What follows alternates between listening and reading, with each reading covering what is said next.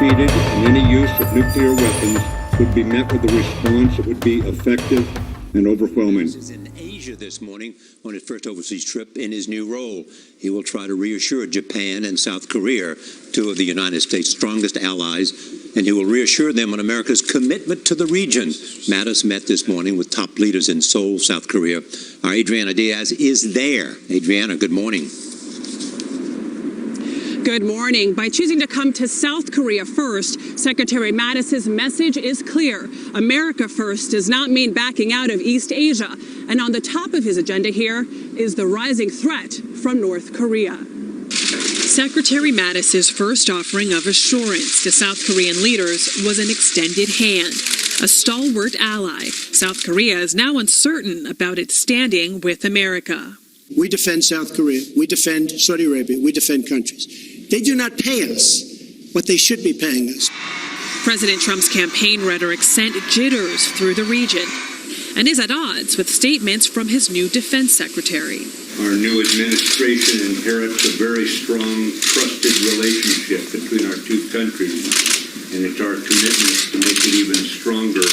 Clearing up that confusion is the primary goal of the trip, says Professor John Delury of Yonsei University. There is a palpable sense of uncertainty here. Defense Secretary Mattis's job number one is to let South Koreans know who they're dealing with.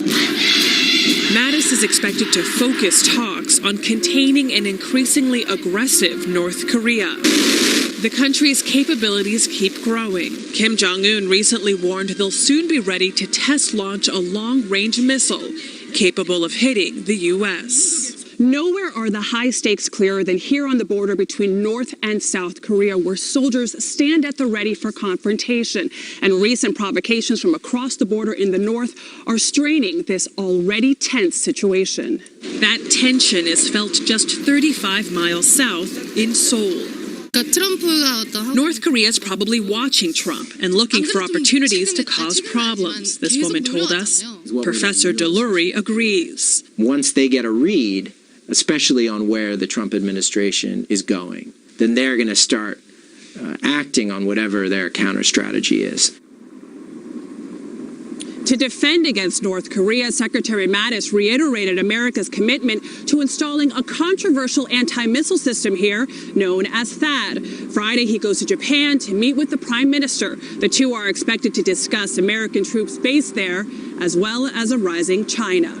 Nora? All right, great. Military exercises get underway in Iran. The Guardians of the Revolution, a branch of the armed forces, say the maneuver show Tehran is prepared to confront the threat posed by what are described as humiliating sanctions imposed by the US on Friday.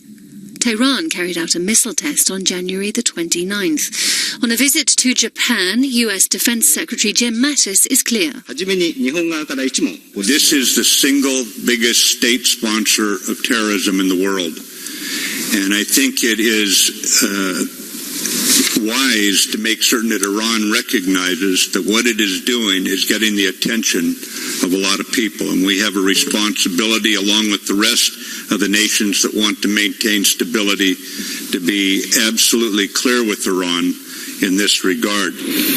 Iran says the sanctions are illegal. Officials say they, in turn, will impose legal restrictions on US individuals and entities, helping what they describe as regional terrorist groups. Those affected can't access the US financial system or deal with US companies. A show of defiance from Iran as it holds a massive military exercise. The drill coming just one day after President Trump slapped new sanctions on the country for a recent missile test. State media saying Tehran testing missile and radar systems as well as cyber warfare programs. Our John Huddy is live from our Middle East Bureau with more. John? Right, and there's great concern about this because, as you mentioned, it comes just a day after the U.S. leveled those sanctions against Iran. And adding to just the overall concern, the rhetoric coming out of Iran's military, one Revolutionary Guard Brigadier General Kelly said that, quote, any misstep from Iran's enemies will result and its missiles roaring down on their heads. Clearly, tough talk aimed at the U.S. and, of course, President Trump. Now, as you mentioned, Kelly, today Iran's Revolutionary Guards aerospace unit tested its missile and radar systems, cyber warfare systems, and command and control centers, again, a day after the Trump administration imposed sanctions on Iran because of the ballistic missile test that was carried out on Sunday. And President Trump, as we know, tweeted Friday that Iran is playing with fire. Well, today, U.S. Defense Secretary James Mattis said that Iran's conduct will have to be addressed. U.S. officials have indicated that more actions could follow.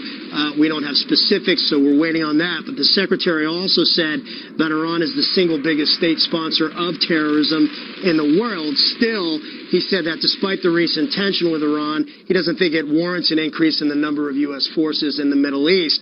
And Iran's foreign minister, Mohammad Javad Zarif, is trying to put a more diplomatic face on this, saying that his country will never initiate a war or use its weapons against anyone unless it's in self-defense. But other Iranian leaders are taking a more proactive tone. In fact, the senior Iranian cleric, Ayatollah Khatami, told his followers yesterday, quote, "Our missile drills are a show of might. We are living in a world of wolves, wolves such as the arrogant government of America." And then his followers, thousands of them, Kelly, chanted in unison, "Death to America."